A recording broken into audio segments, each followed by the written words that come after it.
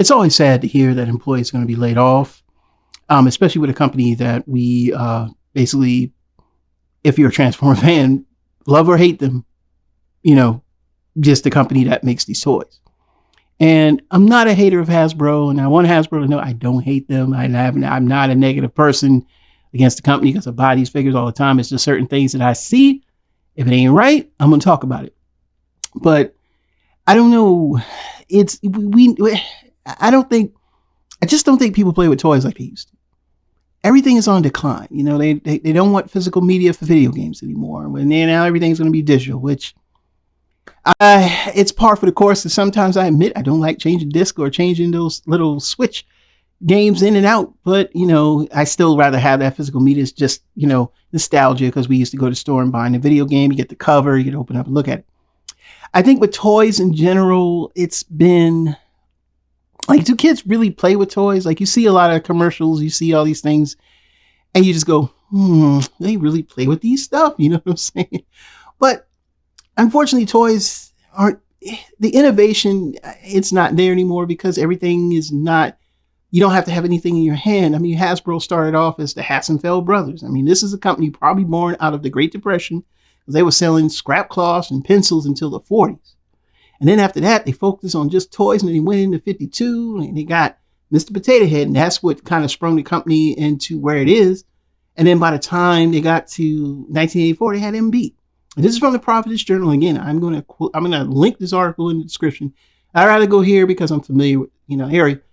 So they're closing down the office in Providence. It's not a big building. You know, nice little corner building, like a little office looking building, nothing major, but they're going to be moving everything to Pawtucket, because Pawtucket is the headquarters. The 1,000 employees or 1,100 employees that are being laid off this time are worldwide. And it's not in effect where they're laying off, you know, 1,100 workers here in the States from, you know, Pawtucket or from the, you know, there are no factories here, no factories overseas.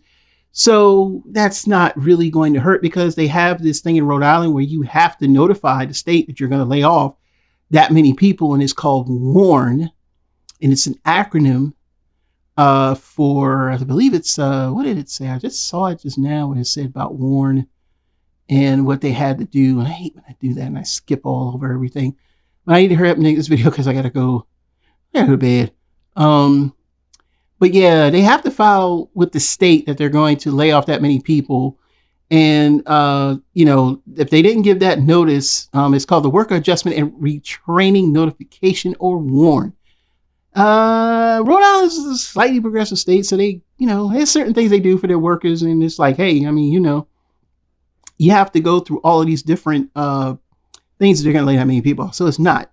But if you think about it, they were supposed to lay off 1,000 back in the end of 2022, where they only laid off 800.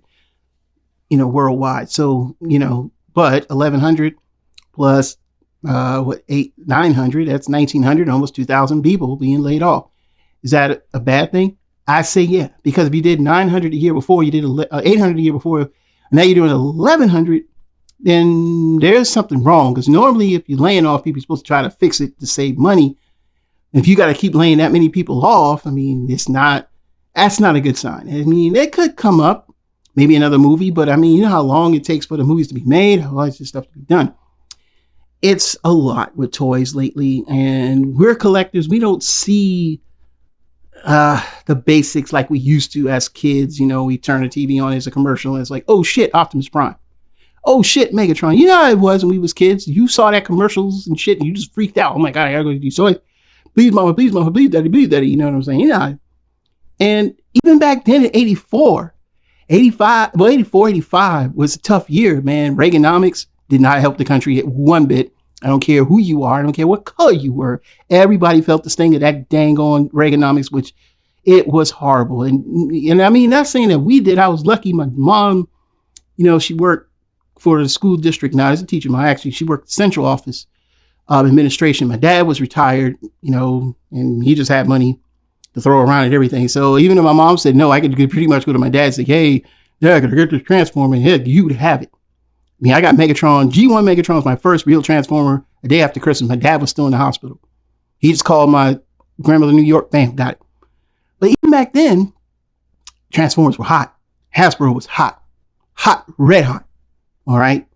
And you think about it now, we're in this crazy recession under Biden, good Lord, and nobody's got no money because everything is so high.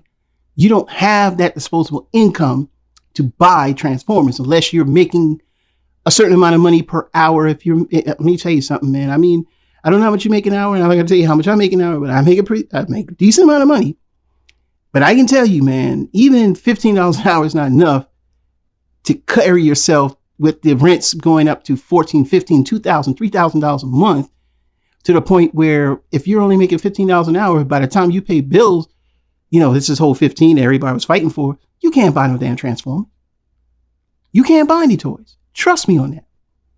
So at the end of the day, if you're just getting by with everything going up, thanks to Biden, it's like, well, who's got time to buy toys, man? Ain't nobody trying to buy no toys, and I can't afford gas and food and basic necessities. And Hasbro, they knew that.